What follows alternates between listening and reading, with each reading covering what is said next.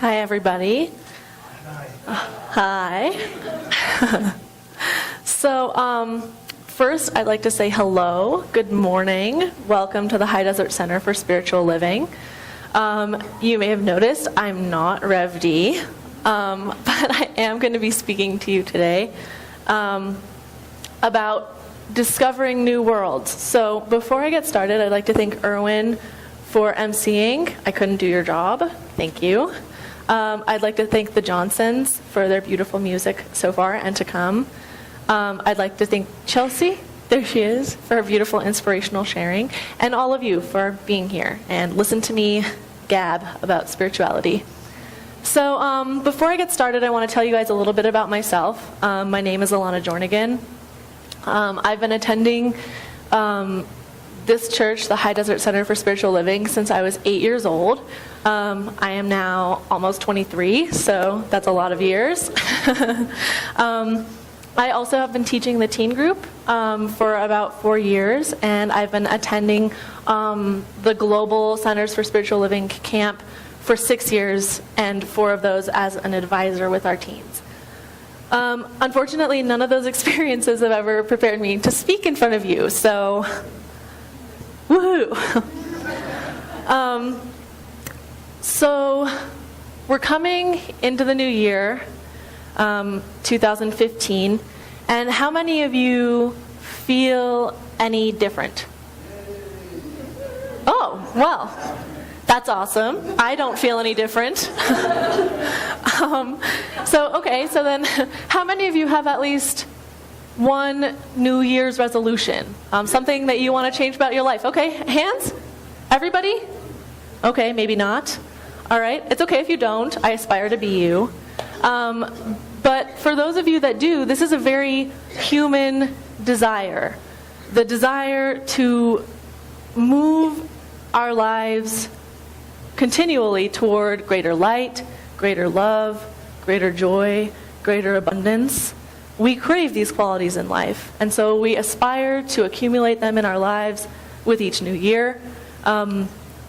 So it's only natural that you should wish to uncover each and any undiscovered possibility that resides within you, that you might possibly manifest for yourself.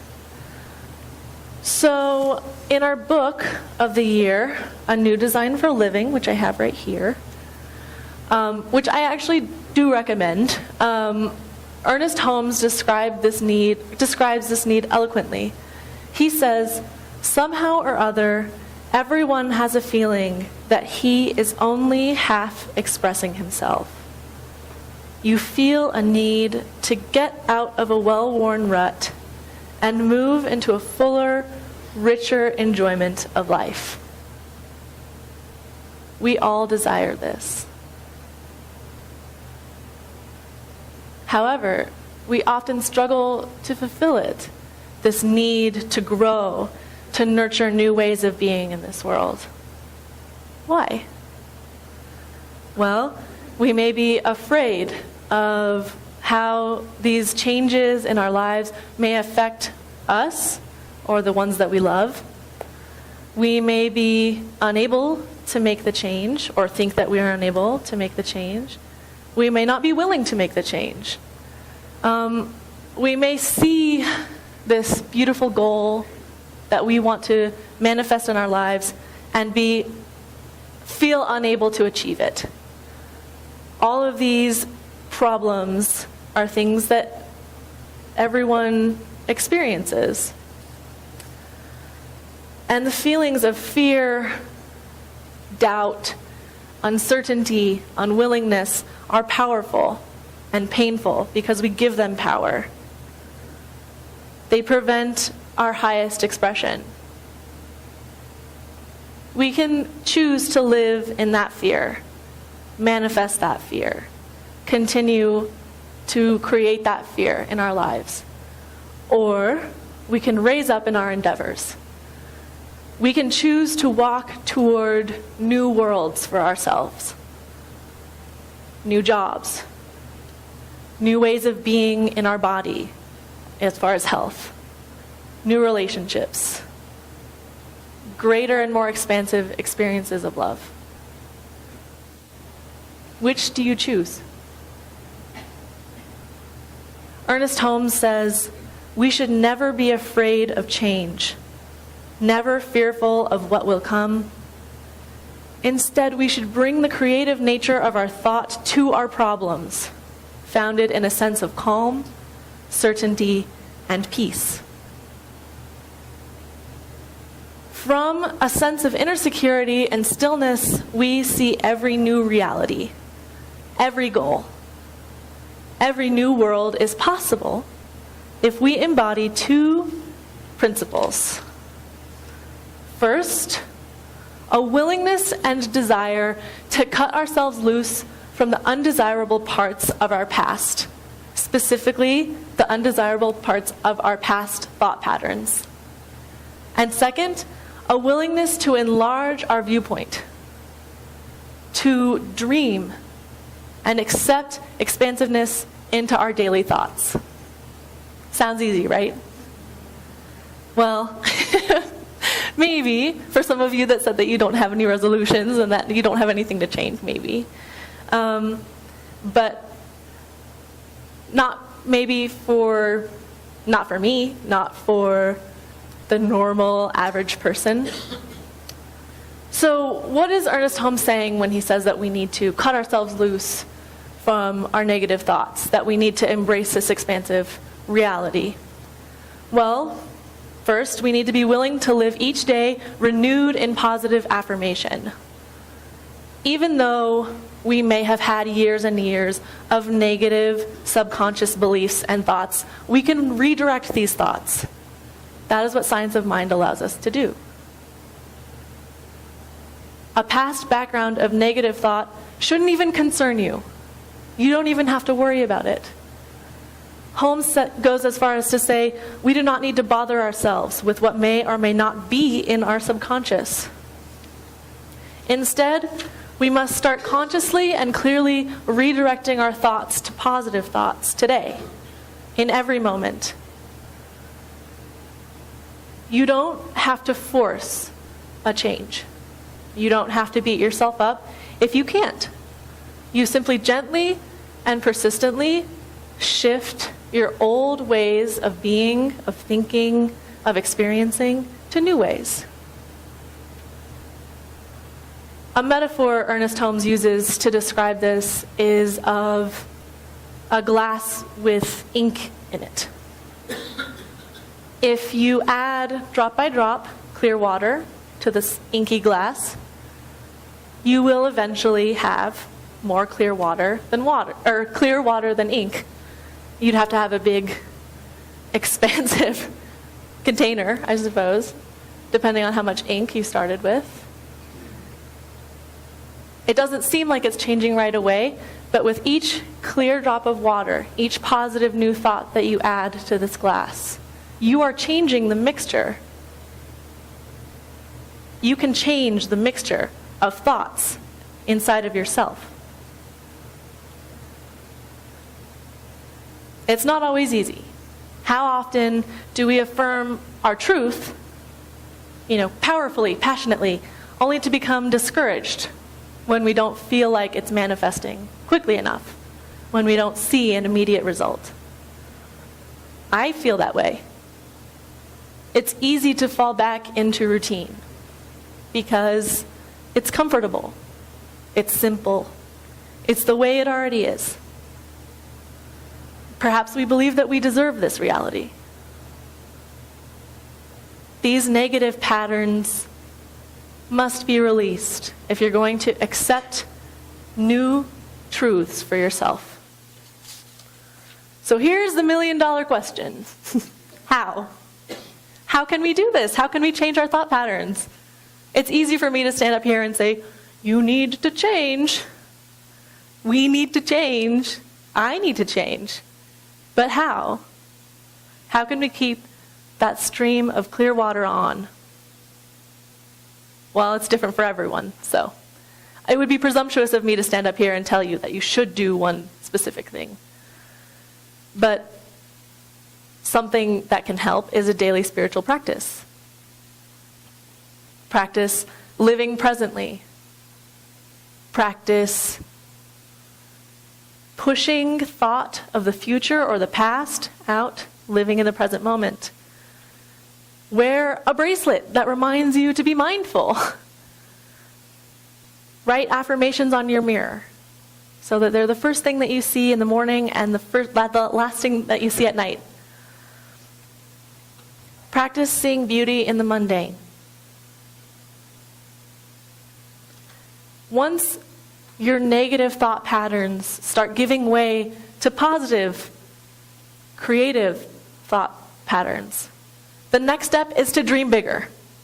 Accept expansiveness and possibility into your affirmations and into your life. Life happens to us as we believe. But what do you believe? It's a hard question to answer.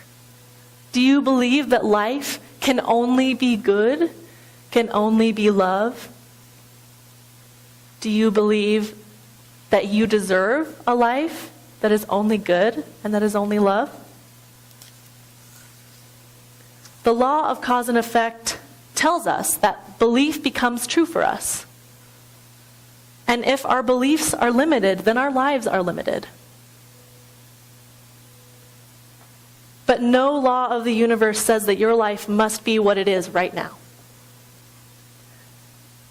If it's not what you want, own it. Claim it. It is yours. Accept a new reality. The only defeat arises as a result of your inner thought processes. You are the only one that can tell you that you can't, that you don't, that you shouldn't.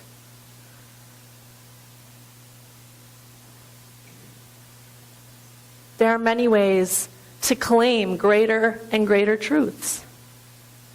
Practitioners affirming truths for you that you didn't even imagine. Mantras that help remind you that you deserve that truth, that relationship, that job. Prayer partners can help you stand in the expanse, can help you ask for what you really want, can help you ask for greater. All of these things can help you embrace expansiveness and open yourself to your greatest reality, the reality that you deserve, that is your divine birthright. So, before I move into a guided meditation to help you quantify what it is that you actually want, because that's the question, right? What is this thing that I want to manifest for myself? I'd like you to just take a moment and really let these words hopefully inspire you. My beautiful life is now. Now. As in right this second. No this second. No every second.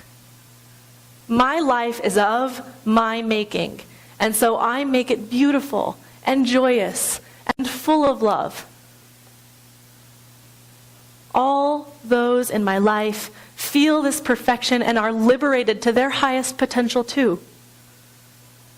No matter where I am in life, I am safe, supported, and divinely guided. And it is so good.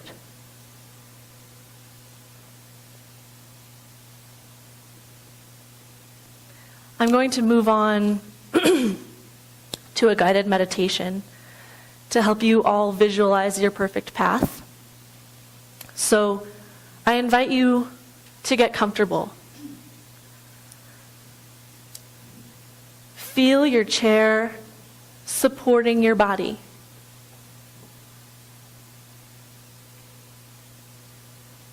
Allowing you to relax.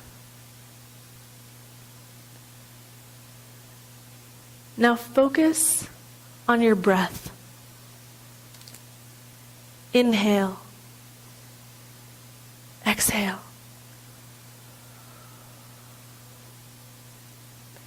Imagine that each breath in fills you with divine light. And with each breath out, you release all tension. Inhale. Exhale. Inhale. Exhale. Now turn within. What do you want to manifest in your life this year? What is Spirit calling you to do or experience? Is it a renewed interest? Was it lost or forgotten? Something new? What do you want to create, expand, explore?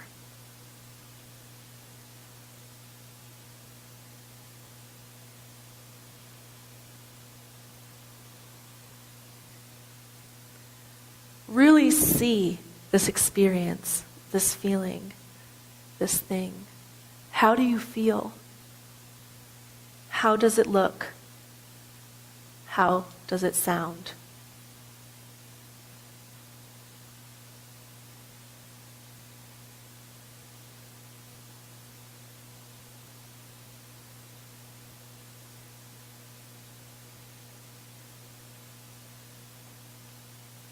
Allow yourself to bask in the joy of discovering this truth.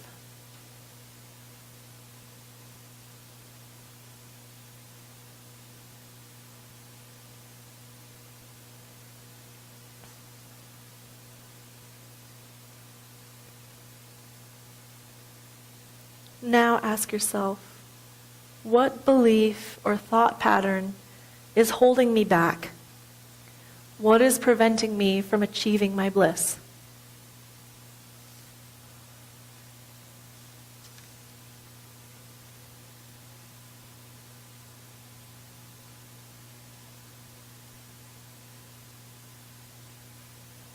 Are you ready to release this limiting belief?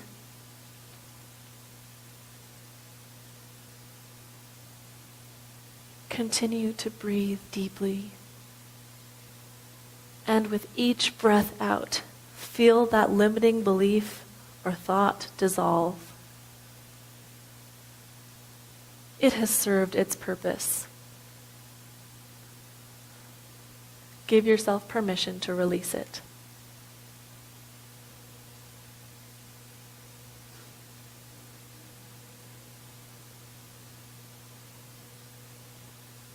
With each breath in, fill yourself with the new intention. Allow yourself to rest in its love, prosperity, joy, peace. You claim this truth as your new reality.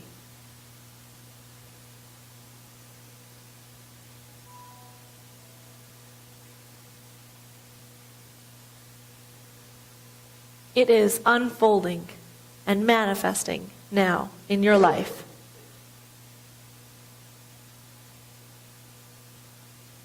Slowly bring yourselves back into this room, holding with you that beautiful world that you have now begun to manifest. Wiggle your toes and fingers. Continue to breathe.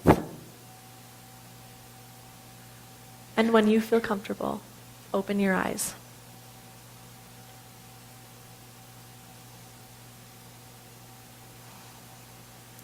Cheryl Strayed, an author of one of my favorite books, wrote, "Whatever happens to you belongs to you. Make it yours. Feed it to yourself, even if it feels impossible. Let it nurture you, because it will."